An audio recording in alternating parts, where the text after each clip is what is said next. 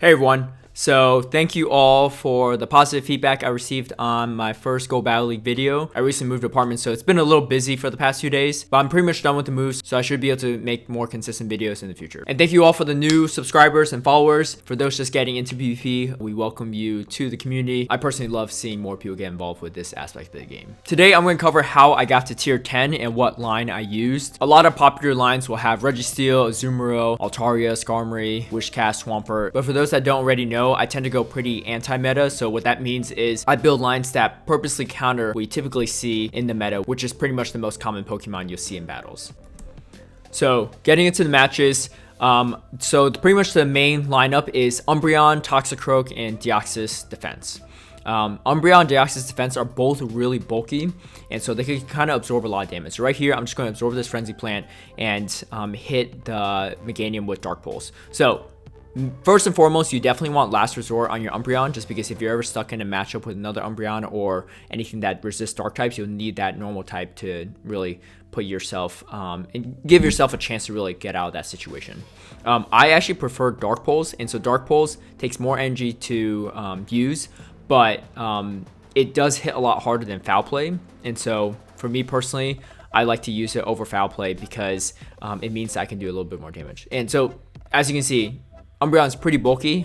It took, I think it was 2 Frenzy Plants and still survived. And with the Dark Pulse damage, it was able to do quite a bit. So this is where Toxicroak comes really in handy. Toxicroak does really, really well against Registeel and Melmetal and pretty much all the Steel types and stuff. And because of that, it is pretty weak to ground moves. So that's why I had to shield there. And I am using Mud Bombs right here to take out this Alolan Marowak. So I quickly switched because I know he's going from Bone Club, going to try to take out my Toxicroak right there. And my line, pretty much both Toxicroak and Deoxys Defense are weak to Alolan Marowak. So I need to do whatever I can to take it out because my Umbreon's out. So the Umbreon's really there to protect my Pokemon against Alolan Marowaks. But sometimes if it gets caught out early on, then it can be trouble.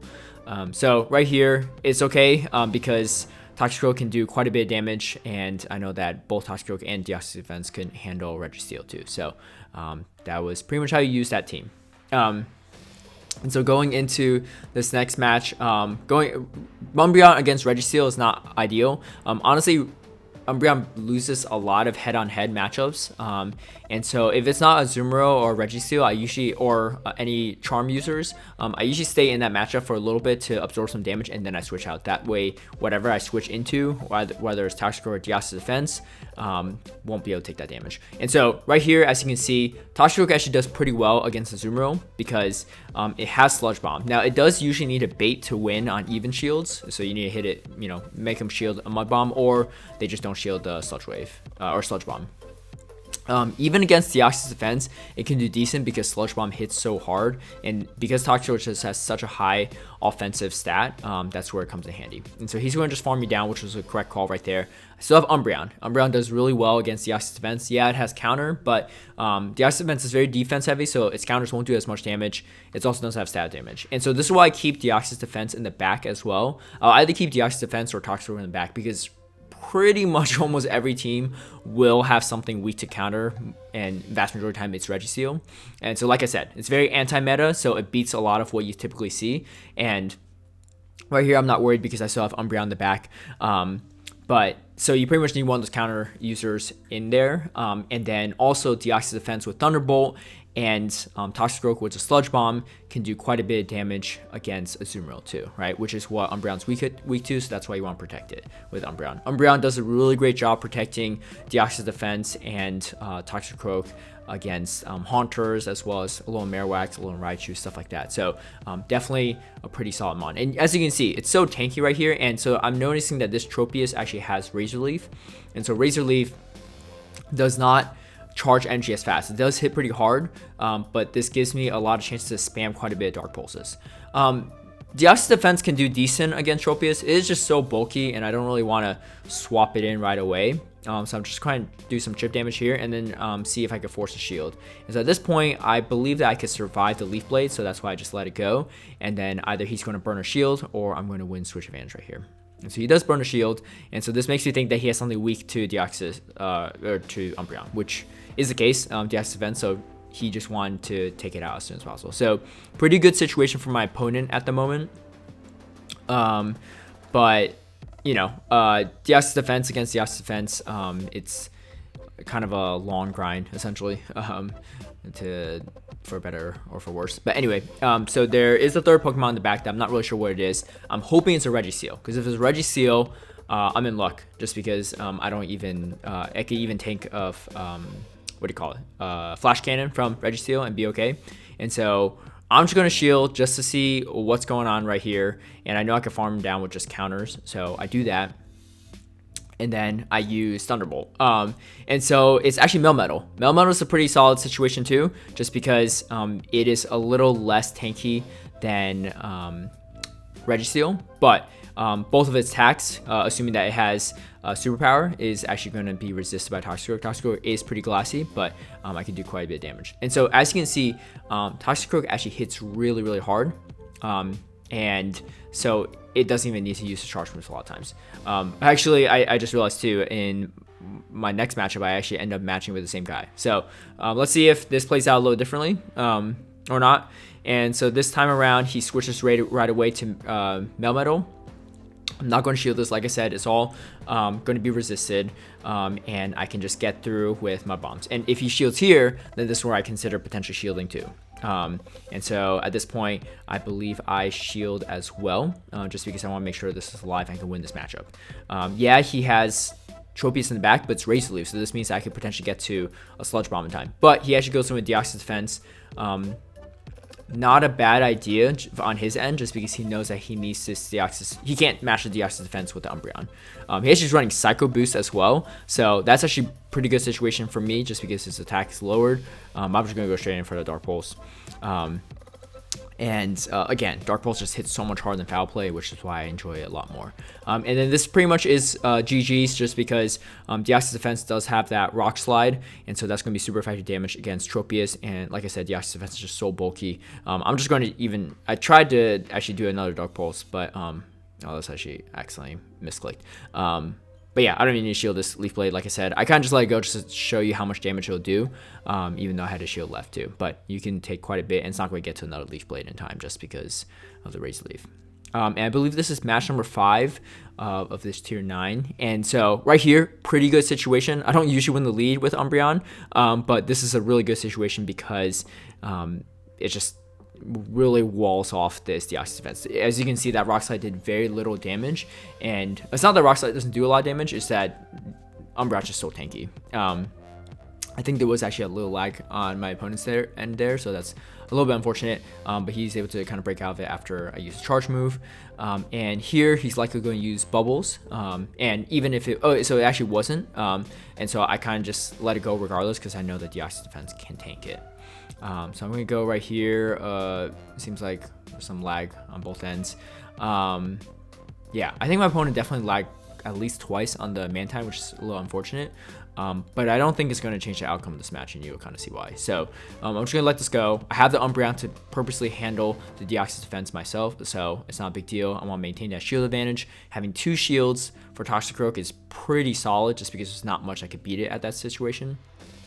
And right here, again, I'm not going to take it. I'm just going to take the move just because I know it's not going to do much damage. It's actually Regiseal. Regiseal is not going to be able to handle this Toxicroak at all. Even on even shields, it'll definitely take it out. I think Toxicroak could actually beat it on 1 shield deficit as well, because it could take a Flash Cannon, and because Lock-On does so low damage, you can't actually farm down the Toxicroak with Flash Cannon. So I actually let this go just so you can see what's going on. And so I could build some extra energy, and I go straight for the Mud Bomb, and I'm just going to go in with counters. I don't know if it was, I probably should have shielded there, but it's fine. I still have the Umbreon on the back. And so that was pretty much my tier 9 runs. And I actually only had to go through tier 9 once, and it pretty much pushed me over to tier 10. And so tier 10, you need to have at least 3,500 ranking. So now I'm in tier 10. I'm going to show you a few battles from tier 10 just to show you kind of how this strategy holds up there. It's tier 10 itself is just really tough. There's a lot of really great players overall, and so it's definitely a tough battle. And so right here, I'm going to show you a matchup where there's it's really Alolan Marowak and how you handle that in the back end. Just because I think there was one match earlier too, but I just want to kind of re-emphasize the Alolan Marowak option. And so Toxicroak does a lot of damage just with counters alone, and so you could resist, unless it was an Earthquake, which I pretty sure it wasn't just because of how fast he got to it. You can just tank the Frenzy Plant too, right? So part of it is really getting comfortable with the line and knowing how much each Pokemon can tank. I charged up some energy prior, so I know I can handle this Alolan Marowak now with the Dark Pulses. And right here, Deoxys Defense does really well against Trick Armory, even better than it does against Altaria, just because it takes neutral damage from the counters from Deoxys Defense, and then the Thunderbolt just does a ton of damage. And so right here, I'm just going to farm it down, and then I'm going to go straight for a Rock Slide. So Rock Slide and Mud Bomb can hurt Alolan Marowak, so that's why it's definitely, even though it's weak to Alolan Marowak, as long as you don't match up with the Umbreon, you can still do quite a bit. And so I was trying to switch out there just so he doesn't farm me, but at this point, I'm just going to shield. It's probably a Bone Club. He's trying to go for the shield bait, but it's not going to be enough. Even if it was Shadow Ball, it wouldn't have been enough to take out the Umbreon. So yeah.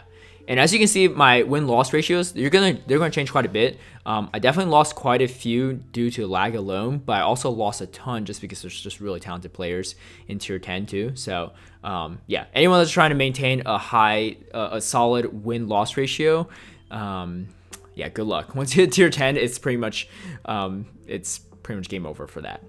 But it's okay. It's preseason. I was having some fun. I was trying some different lines too. This is one that I kind of really enjoyed. And so this is another good example of how to deal with Whiscaches. So Whiscache is actually a lot more annoying to deal with than most Pokemon, just because the Deoxys Defense, if you're running Rock Slide and Thunderbolt, both moves are resisted from Whiscache. Toxicroak is going to take super effective damage from Whiscache, and then you really have to rely on Umbreon to do neutral damage. And so I purposely swapped out Umbreon because usually when if you match up with that Umbreon situation, they're trying to muscle through, it's likely because they have something in the back that's weak to it, right? And so as you can see, Alolan Marowak is the situation here that it's weak to. So I definitely try to preserve my Umbreon so that I can have that matchup later. Sometimes it could be Haunter, or it could be Hypno. It kind of depends. Hypno is actually, or any Confusion use is actually very deadly towards Toxicroak, so definitely something to watch out for. Something I haven't seen a lot of though, so that's kind of why I feel pretty comfortable with Toxicroak right there. And so right here, I'm going to do everything I can to take out this Whiscache, but at this point, he just goes for the double Mud Bomb, and I'm just going to go in straight in for the Dark Pulse. And so really great switch by him, because I would have taken out his his Alolan Marowak, but at the same time too, he did have a Drift Limb. Luckily I had energy stored up on both, and so right here I'm just gonna go straight in with just counters, because yeah, it was going to do enough damage, and I knew that his energy was not a deficit. So this matchup, so the last one was Whiscache and Alolan Marowak, both very good against against this line, and so kind of ways to handle it too. You definitely have to finesse in some ways as well. So going against Economical in this one, pretty great player from, I believe, Philadelphia or Pennsylvania region. Never actually battled him before this, but I've definitely seen him on streams. And so Swampert puts a lot of pressure on this team as well, right? Because you don't have any grass to counter it, and you don't really have anything that resists water damage, so you're pretty much just taking heavy hitting neutral damage. And so I usually try to tank 2 Hydro Cannons and then go for a quick swap to kind of chunk down some damage with Toxicroak. It's not going to get to another Hydro Cannon in time before it takes a bunch of damage, so I try to catch him off guard by doing that. Right here, I am going in Toxicroak against the Deoxys Defense. Like I said, it does decent against the Deoxys Defense just because it is resisting the counters as well as the Rock Slide damage if they choose to bait. I do decide to shield right there, and then yeah, not a great situation for Economical right here because Registeel, like I said before, doesn't do that well against Toxicroak. And then right here, he must have had the energy beforehand because usually Toxicroak will win the CMP tie just because of its high attack stat. It's all good just because I still have Deoxys Defense in the back, and because it's so tanky, I know that's going to be able to survive this Flash Cannon. And then I farm a few counters just because I know Locke won't do enough damage, just so I can get a slight energy lead ahead in case I need to use it. All right, so going against my friend Arrow right here, really great player. This was actually on his Twitch stream. I didn't realize until later. My team is super weak to Charm. It's also not great against Azumarill. And so as you can see, this is kind of how I beat Azumarill, because I obviously can't use Umbreon. I definitely can't use Umbreon against a Togekiss right here, right? And so in most situations, I am losing against Charmers just because the charm pretty much beats my entire team. I pretty much have to land a Sludge Bomb on from Toxicroak to beat any Charmer, right? So right here, what I'm trying to do is burn both of his shields. What this means is this allows me to have Toxicroak later to be able to hit it with a Sludge Bomb. And so right here, he switches out, and I'm just going to go straight for a Rock Slide because I'm hoping he shields. He does shield. Togekiss is very glassy. And so right here, I know he has energy built up, so I'm actually going to bring an Umbreon. The main reason is because I want to draw that charge move from the Togekiss and then go straight into a Toxicroak. I'm just hoping he doesn't have anything in the back that beats Toxicroak, and he actually locked in his Togekiss, so he can't really swap out, but you'll see in a second why it won't even help. So I get to the Sludge Bomb, thankfully take out the biggest threat. Right here, not a great situation, but then I realized it's Registeel. And like I said, a lot of people bring Registeel into this meta for Go Battle League, and so I know that he can't farm me down Lock On because this does so few damage. So it hits me with a Flash Cannon, I go straight in for Dark Pulse, right? If this was Foul Play, would not be enough damage, but because Dark Pulse, it does quite a bit of damage, I could just take it down with a few Snarls.